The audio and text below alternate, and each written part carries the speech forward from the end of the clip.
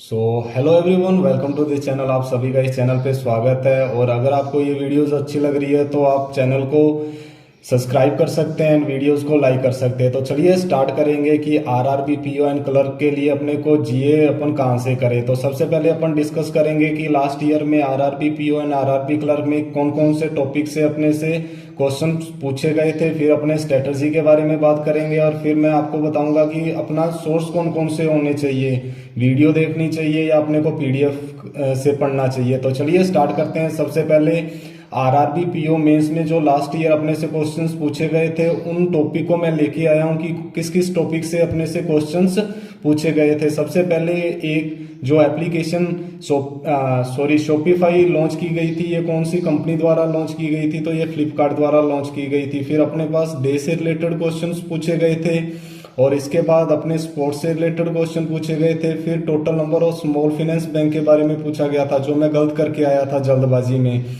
और एक आपको बात और मैं बताना चाहूंगा कि गाइज, जब आप जीए या कंप्यूटर या इंग्लिश या कोई भी सब्जेक्ट है, रीजनिंग है, मैथ है, तो ढंग से क्वेश्चन वहां पढ़ना, वो लास्ट तक कहीं भी आपको उलझा सकता है। तो करके मैं आपको बोल रहा हूं कि कोई भी क्वेश्चन को ढंग से आप रीड करना। इसके बाद चेयरमैन पूछे गए थे एलआईसी के। फिर दो क्वेश्चन पूछे गए थे ओलंपिक से रिलेटेड। फिर ग्लोबल स्टार्टअप इकोसिस्टम से रिलेटेड क्वेश्चन पूछा गया था। फिर जीडीपी प्रोजेक्शन से रिलेटेड क्वेश्चन पूछा गया था। फिर United nation human right commission ने कुछ लॉन्च किया था तो उसका नाम पूछा गया था। Salute doctor, I think HDFC bank ने लॉन्च किया था, मुझे याद है अभी भी। वेन्यू पूछा गया था नॉलेज समिट का। फिर एयरपोर्ट से रिलेटेड एक क्वेश्चन पूछा गया था एंड फिर global startup related one question पूछा गया था। फिर बीपीसीएल के एमडी पूछा गया था। फिर फोर्ब से रिलेटेड पूछा गया था and rent and landlord related कोई एक्ट पूछा गया था। तो सबसे पहले अब देखो कि ऐसा कोई भी फील्ड नहीं है जिससे अपने क्वेश्चन नहीं पूछे गए। अब वो टाइम चला गया है कि ऑब्लिचरी से रिलेटेड क्वेश्चन पूछा गया, कैपिटल करेंसी से पूछा गया। गाइस, ऐसा कुछ भी नहीं पूछा जाता है। इवन क्लर्क के एग्जाम में भी बहुत रेयर चांस है कि आपसे ये क्वेश्चंस पूछे जाएंगे। तो एक स्टैंडर्ड लेवल का मटेरियल पढ़ो जो कि आपके एग्जाम में उससे रिलेटेड क्वेश्चंस भी आए। तो ये अपने कुछ ये टॉपिक थे, कंप्लीट तो नहीं है, एक दो टॉपिक इसमें छूटा हुआ है जो मुझे मिल नहीं रहा था। तो बेसिकली अपॉइंटमेंट रिलेटेड हो गया, डे से रिलेटेड हो गया, कोई एप्लीकेशन किसी बैंक ने या किसी ऑर्गेनाइजेशन ने लॉन्च की है तो उससे रिलेटेड अपने से क्वेश्चन पूछे गए हैं। जीडीपी से रिलेटेड क्वेश्चन पूछे गए हैं। कोई भी स्टार्टअप न्यू लॉन्च हो रहा है या कोई इंटरनेशनल ऑर्गेनाइजेशन अगर कुछ लॉन्च कर रही है तो उससे रिलेटेड क्वेश्चन पूछे जा रहे हैं। कोई स्मॉल फाइनेंस बैंक या पेमेंट बैंक कोई एप्लीकेशन लॉन्च कर रहा है या किसी के साथ पार्टनरशिप करके कोई सिस्टम स्टार्ट कर रहा है तो उससे रिलेटेड क्वेश्चन पूछे जाएंगे। ग्लोबल लेवल पर या स्टेट लेवल पर कोई भी सबमिट हो रहा है तो उससे रिलेटेड आपसे क्वेश्चन पूछे जाएंगे। एयरपोर्ट से रिलेटेड क्वेश्चन पूछे जाएंगे। एंड बाद में तो अपॉइंटमेंट से देखो, चेयरमैन पूछा गया एलआईसी का, फिर बीपीसीएल का पूछा गया। तो ये अपॉइंटमेंट से 2 से 3 क्वेश्चन आने के चांसेस है। फोर्ब्स की लिस्ट के बारे में पूछा गया था। तो ये टॉपिक्स है। तो अगर मैं इन सभी का एक जिस्ट निकालूं तो मैं कंक्लूजन में यही पे पहुंचता हूं कि आपको कोई भी चीज स्किप नहीं करनी है।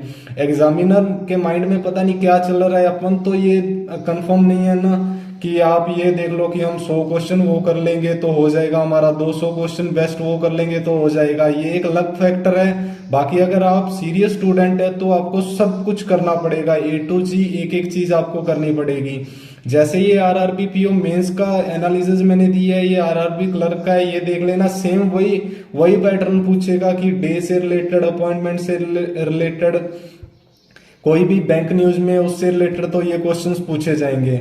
और अगर मैं स्ट्रेटजी की बात करूं, फालतू की मैं बात करता नहीं, स्ट्रेटजी की बात करूं तो सबसे पहले अपने को डेली बेसिस का सीए करना पड़ेगा और उसके बाद वीकली बेसिस का करना पड़ेगा एंड उसके बाद मंथली बेसिस करना पड़ेगा। और ये मैं क्यों बता रहा हूं, अगर देखो गाइज, मेरे पास मैसेजेस आते हैं कि रविंदर हम मंथली बेसिस पर कर लें। अपन जब मंथली बेसिस पर एक बार तो अपने स्टार्ट कर लिया, बट जैसे कि मंथली बेसिस में बात करूं तो 100 पेज की कोई भी पीडीएफ है, पहले जो 20 पेज है वो तो अपने फुल इंटरेस्ट के साथ पढ़ेंगे।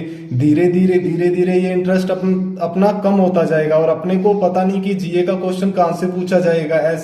ऐसे ना हो कि लास्ट के जो 90 से 100 पेज, लास्ट के 10 पेज है उससे क्वेश्चन आ जाए। तो इस वजह से I would highly recommend you कि डेली बेसिस पर करो।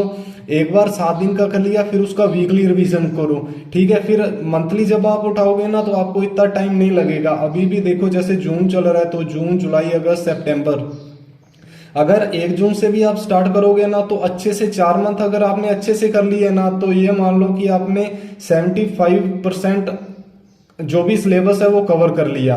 तो अगर ये स्ट्रेटजी फॉलो करोगे तो 30+ नंबर कंफर्म आपके आएंगे। और ये 3 चीजें तो आपको फॉलो करनी ही करनी है। जब भी आप रात को सो, जैसे मैं सुबह सुबह तो ये पढ़ता था, और शाम को जब भी सोता था या जब मेरी एनर्जी बहुत लो होती थी तो मैं कोई भी वीडियो चला लेता था, ताकि मेरा एक रिवीजन हो जाए। और या मैं एमसीक्यू को ज्यादा फॉलो करता था। तो अगर मैं पीडीएफ की बात करूँ तो आप अफेयर क्राउड को कर सकते हो फॉलो, स्टडी आई क्यू के एमसीक्यूज आप फॉलो कर सकते हैं, या ओलाई बोर्ड का एक बोल्ट नाम का पीडीएफ आता है, आप उसको फॉलो कर सकते हो। अगर मैं टीचर की बात करूँ तो कपिल काठपाल सर और अभिजीत मिश्रा सर, ये बैंकिंग में 2 ही ऐसे टीचर है जो अच्छे से बैंकिंग समझाते हैं। बाकी टीचर तो सब कैपिटल, करेंसी रटवा दी या ऑब्चुरी रटा दी, ऐसे क्वेश्चन नहीं आते। आप 1-2 नंबर पीछे क्यों आप अपना 1 घंटा वेस्ट कर रहे हो, रादर देन उनको टाइम देने की बजाय अगर 1 घंटा आप इन 2 सर की अगर आप क्लास देखोगे ना, तो आपको बैंकिंग की टर्म्स, ये कपिल काठपाल सर चाहे हो चाहे अभिजीत मिश्रा सर हो, अच्छे से आपको क्लियर हो जाएगी। तो ये सिंपल सी स्ट्रेटजी थी। डेली बेसिस पे करो, फिर वीकली बेसिस पे करो, फिर मंथली बेसिस पे करो, एंड बाद में ये अगर पीडीएफ ये बेस्ट है। मैं भी इसको ही फॉलो करता था और इनको ही अभी भी फॉलो कर रहा हूँ। और वीडियो अगर आपको देखनी है तो कपिल काठपाल सर और अभिजीत मिश्रा सर जी को फॉलो करो। तो ये थी अपनी पूरी स्ट्रेटजी। और अगर आपको ये वीडियो अच्छी लगी हो तो गाइज आप वीडियो को लाइक कर सकते हैं, चैनल को सब्सक्राइब कर सकते हैं। और चलो मिलते हैं किसी अगली वीडियो में, तब तक के लिए जय।